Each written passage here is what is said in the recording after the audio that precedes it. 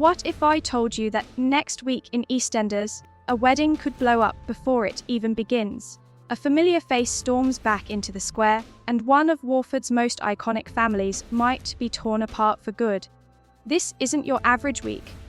It's the kind where every glance in the Vic could spark a row, every doorstep could hide a secret, and one wrong move could change everything. Max Branning's sudden return is set to rattle old flames and stir up grudges that were never really buried. Lauren's surprise wedding plan. Let's just say not everyone's convinced she'll even make it down the aisle. Stacey's tug of war over Brazil could split the Slaters in half. And that's before we get to Callum sneaking around, Nicola daring to take on Ravi, and Jasmine already picking fights with the Slaters. Trust me, this week is going to have fans talking. So if you love your Warford drama as much as I do, make sure you hit subscribe to Episode Whisper right now. That way, you won't miss a single twist as it all kicks off from Monday, 29th September to Thursday, 2nd October 2025. Spoiler 1, Lauren Branning's surprise wedding plans. Let's start with Lauren, because this storyline is pure EastEnders chaos. Peter has been secretly organizing a wedding for Lauren, and the whole idea is that she'll walk into the Vic and be swept off her feet with a surprise ceremony. Now, if you've been watching Lauren since her teenage years, you'll know she doesn't do well with being pushed into anything, let alone marriage. So here's the setup. Penny tries to get Lauren out of the way for a spa day, but Lauren's too focused on work. Already, you can see the cracks in Peter's grand plan. Then, after Penny drags her for a drink, she makes some comments that plant doubts in Lauren's mind about whether her relationship with Peter is really that solid. That's classic soap writing, isn't it? You're supposed to be heading to a proposal, and instead, you're questioning if this is what you actually want. By the time they walk into the Vic, the place is decorated, Peter's down on one knee, and the entire pub is watching. Lauren agrees, but reluctantly. The key word here is reluctantly. Penny can see she's overwhelmed, and fans at home are going to be shouting at the screen, because Lauren starts thinking about running away before the ceremony even happens. Here's what matters, this isn't just about a wedding. It's about Lauren being pushed into a moment she's not ready for, and the ripple effect it could have on her relationship with Peter, her bond with Penny, and even her place in the Beale family. And then, of course, there's the uninvited guest who turns up right on cue. Her dad, Max Branning. Imagine trying to say your vows with Max standing there in the background. Only in EastEnders. Spoiler 2, Max Branning returns to Warford. This is the big one, because whenever Max Branning shows up, chaos follows.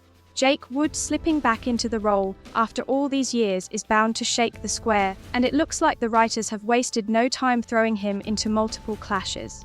First off, his arrival shocks everyone. Stacey, Zoe, Kat, the whole lot. But Max doesn't just stand quietly in the corner. He's instantly distracted by Zoe, which is enough to make Kat Moon suspicious.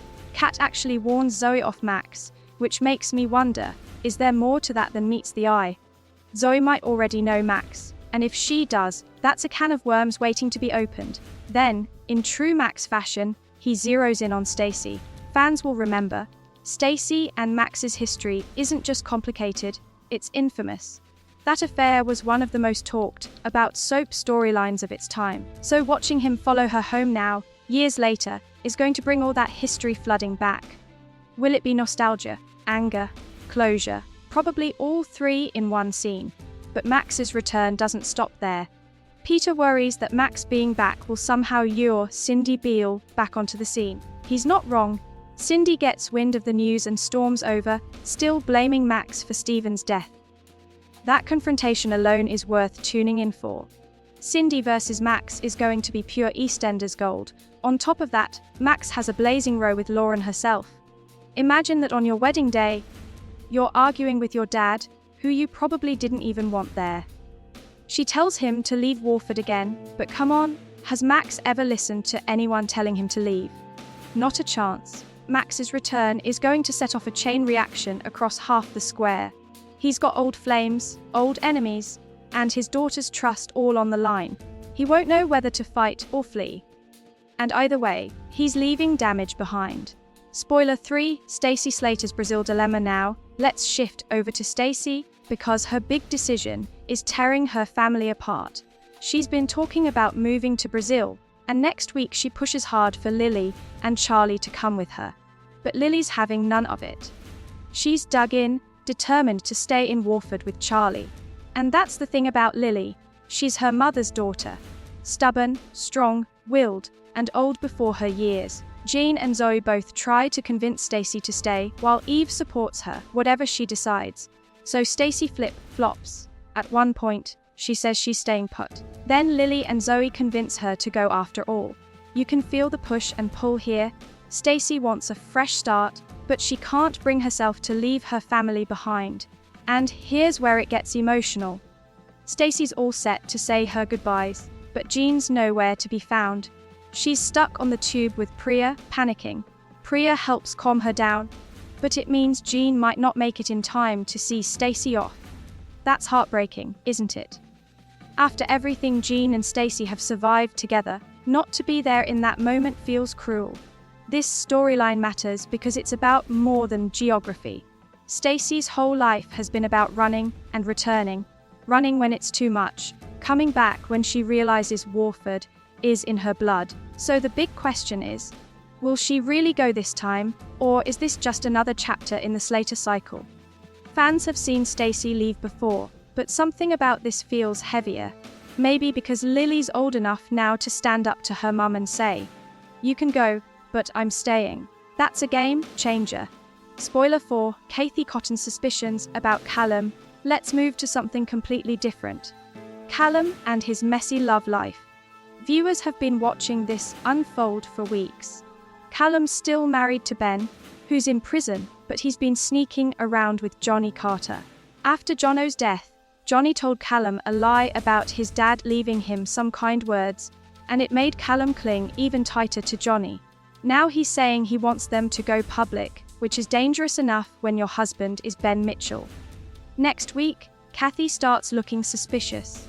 She spots Callum spending more and more time with Johnny in the cafe, and you just know Kathy's the sort who'll put 2 and 2 together. There's even a scene where Callum's on the phone looking guilty, and Johnny's left sitting alone at the Albert. It feels like the cracks are about to show. Here's why it matters. Ben's about to come home on day release to support Callum at Jono's funeral. Imagine that, Ben walking into the cafe or the Vic and sensing the tension between his husband and Johnny. And if Kathy gets there first, if she's the one who finds out before Ben, she's not going to sit quietly on it. She'll see it as a betrayal of her son. Fans might remember that Kathy has always been protective to the point of interfering. If she sees something dodgy, she'll confront it head-on. So Callum's walking a tightrope here. Does he risk everything with Ben for Johnny, or does he start to realize Johnny's been lying to him and back away? Either way, this could explode before Jono's funeral is even over. If you're still watching and enjoying the spoilers so far, don't forget to hit that subscribe button. It really helps the channel out, and you'll never miss the big EastEnders updates. And if you're already subscribed, thank you. I love having you here to chat soaps every week. Spoiler 5, Nicola Mitchell vs Ravi Gulati now. Here's one I didn't see coming. Nicola Mitchell going head-to-head with Ravi Gulati. Ravi's been tangled up in dodgy deals again, with Oki and Kojo caught in the middle. The gangs are circling, flats are being watched, and Harry Mitchell is right in the thick of it. Harry thinks he's clever enough to dodge danger, but of course he gets caught out, and it's Nicola who ends up stepping in. Harry goes to her for help, and Nicola makes a bold move. She threatens Ravi. She tells him she'll go straight to his bosses if he doesn't back off. Harry. Now, that is brave. Ravi's the kind of man people usually cross the street to avoid.